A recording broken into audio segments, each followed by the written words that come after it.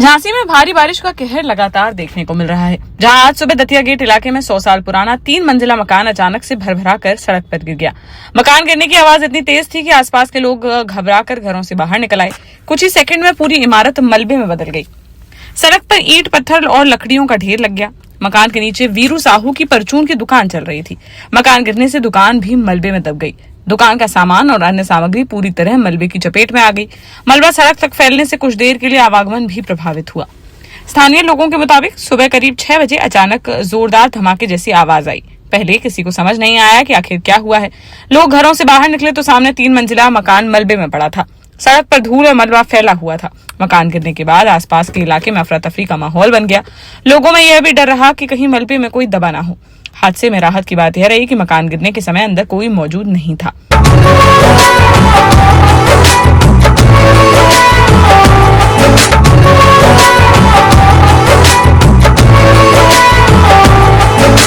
रात में मकान खाली होने के कारण किसी की जान नहीं गई।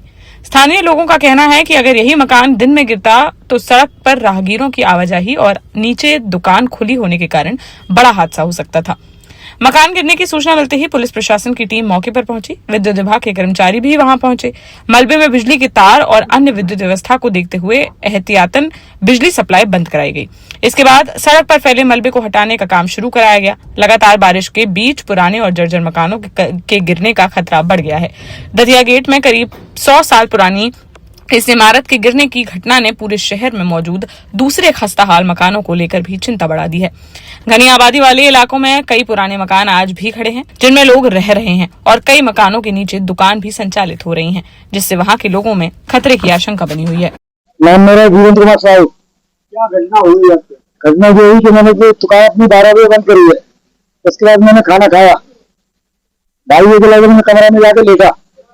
4 के लगभग 4:15 मिनट पे लड़का आया तो पापा दुकान की हल्की दिखाई गई, जल्दी नीचे बराबर सब लोग उतर गए।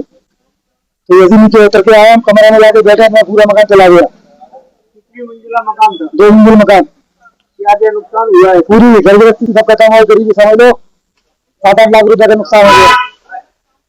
घर में कौन कौन था? मकान गिरा? तो मकान गिरा था मैं, मेरा बच्चा, मैडम।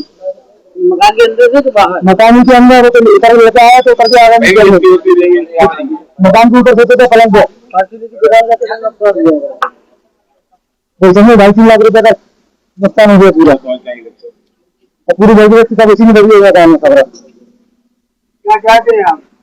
कुछ मुआवजा मिल जाए तो चाहते हैं, तो चाहते। देश का जाना माना सैनफिन ग्रुप आपके लिए फिर लाया है झांसी में वास्तु के हिसाब से फ्लोर प्लान सहित एक शानदार टाउनशिप, जिसमें सुरक्षा की दृष्टि से सीसीटीवी, एक ही ग्रैंड गेट से एंट्री और एग्जिट, चौड़ी सड़कें, parking, car wash area, senior citizen and international fountain parks, swimming pool, gym, badminton, tennis आदि courts, school, hospital, shopping mart आदि कई सुविधाएं। इसीलिए तो हम झांसी में लोगों की पहली पसंद। 12 साल पहले अपने स्टार्टअप के साथ ही योग्य नेतृत्व, अनुभवी टीम और सक्षम सेंट्रलाइज और उत्तरदायी प्रबंधन के बल पर सबको घर गुणवत्ता के साथ समय पर घर की योजना के तहत सैनफिन समूह ने बहुत ही कम समय में 1500 से ज्यादा यूनिट्स को दिया है कब्जा। समय पर डिलीवरी से हमारे ग्राहकों में बढ़ा है विश्वास और मिली है संतुष्टि।